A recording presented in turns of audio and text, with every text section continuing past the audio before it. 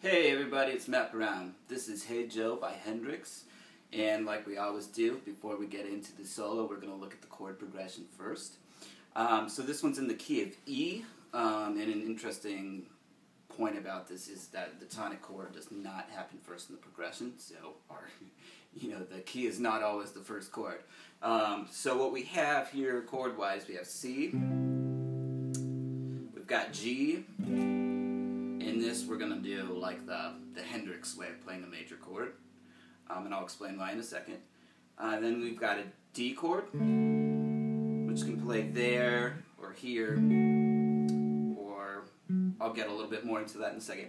A chord here, and then E. So I'm not going to use this as a lesson to teach you how to play in the rhythm style of Hendrix. I'll just give a little bit about what he likes to do with his rhythm playing. So with the C chord, often what he'll like to do is use the major pentatonic box that's like, adjacent to it right here. And do kind of doubled stop, hammer-on, and pull-off stuff, which gives it kind of a combination rhythm and lead sound out of this kind of shape. Now with the G chord, the major chord, fingering this chord like this, what it does is it frees up the pinky finger. Otherwise, if you play the full bar chord, the pinky's in use. So what this does is you can play these notes on the 5th fret to embellish that major chord there. Alright, so with the D chord, on the original recording he's mainly just playing down here, and maybe throwing in some little fills like that into the A chord. What you could do though is, same with that C chord shape, you could play it like this, and you've got your major pentatonic right here for D. In 7th position. Now with the E chord, you have lots of cool embellishment options. You can do just some simple minor pentatonic stuff. Something like that, or a little variation. Something like that maybe, or take maybe some of the ideas that he played in the intro. That kind of stuff.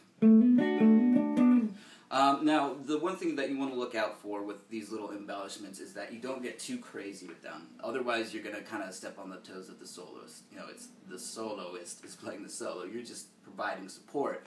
So, add in enough of that little stuff to make it interesting, but don't do too much. Keep it tasteful. Another thing I'll mention over the E chord that he does is he plays this little E7 shape a lot in the song.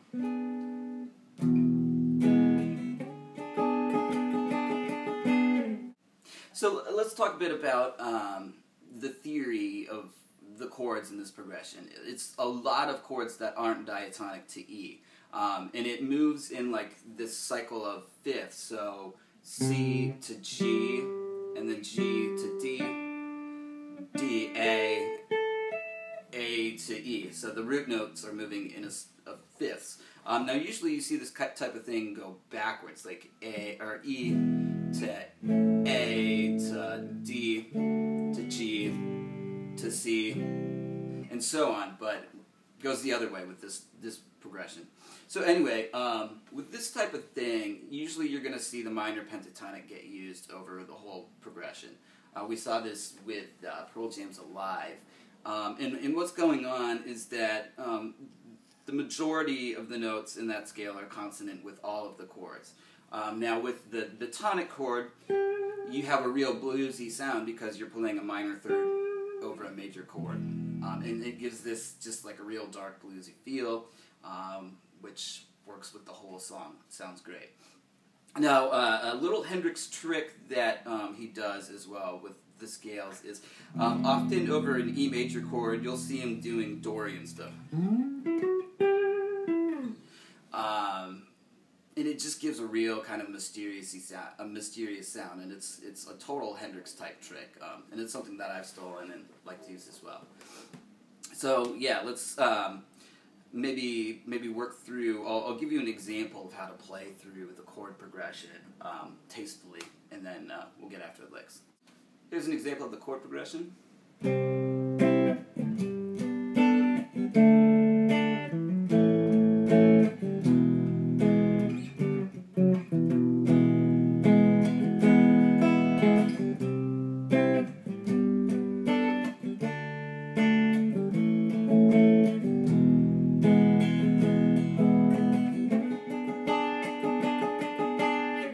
Something like that will get the job done.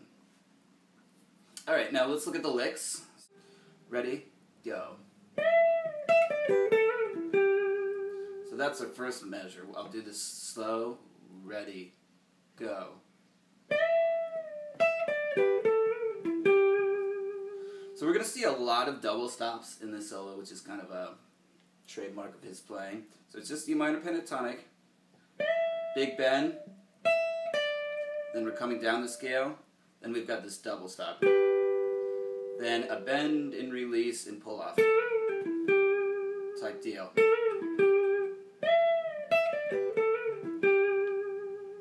Okay, so that's the first measure. Here's the next measure. So more double stops. That's beat 1, then beat 2 we have this. Into beat 3.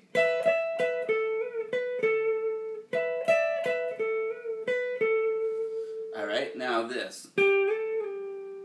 So, it's kind of hard to tell. I was conflicted on, I should say, listening to the recording, whether he was doing a slide like that or doing something like a bend.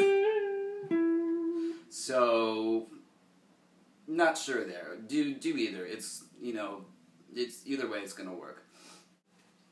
So here's the next measure. 1, 2, ready, go. So some more double stops. And here he's playing over the E chord. So beat 1 is just quarter note with vibrato. Then we've got with a little slide out on beat 2. Now the next beat, we're going to do a little muted thing, like that. And then like a double stop. And then beat 4, another double stop.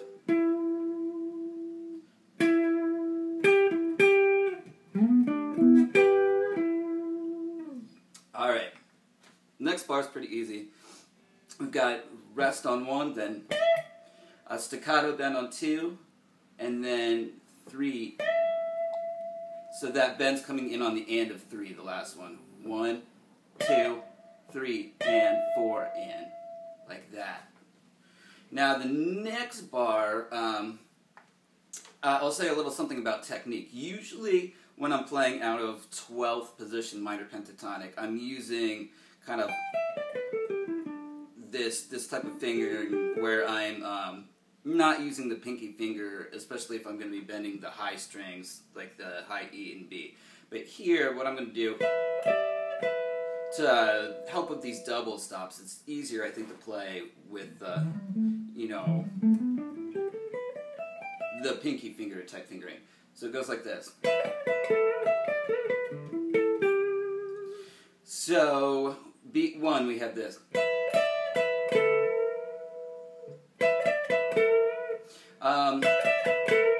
And it's, you know, it's this, he's really digging into the double stop, so that's something that you want to pay attention to. And so we have 1, E, and then that's a unison bend there.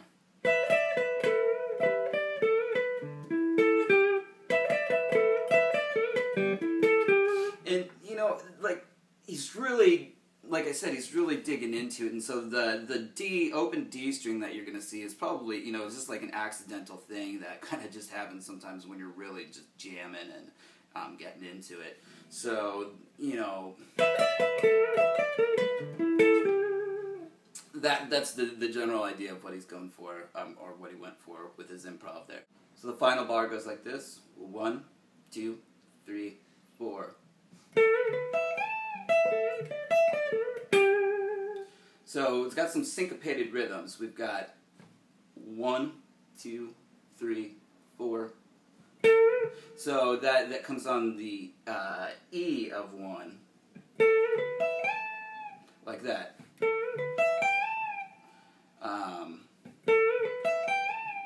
So those are the first 2 beats there. And then beat 3 we have that, so it's a 16th, 8th, 16th note. Like that. And then beat 4, this. So that's 4 E and. So this is a real common Hendrix lick that I've seen a lot in his stuff.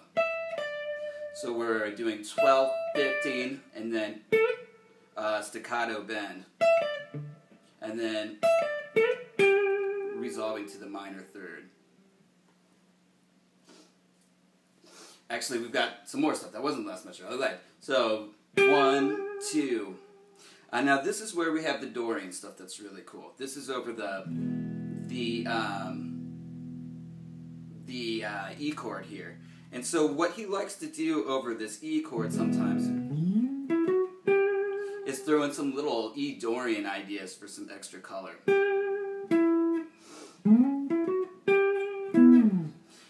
So that's what's going on in this part, and it just kind of gives it, like, to describe what's happening, it's just like a really mysterious sound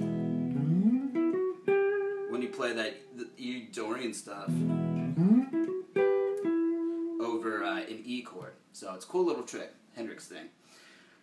Alright, so that'll do it. I'll play the solo now at maybe 3/4 tempo with a metronome, so you can hopefully feel the rhythmic subdivisions a bit better. And then you'll get the full tempo demo again. Alright, so thanks for watching. I'm Matt Brown. So I'm going to do this at 70 beats per minute. So without further ado, let's get this going. 1, 2, 3, 4.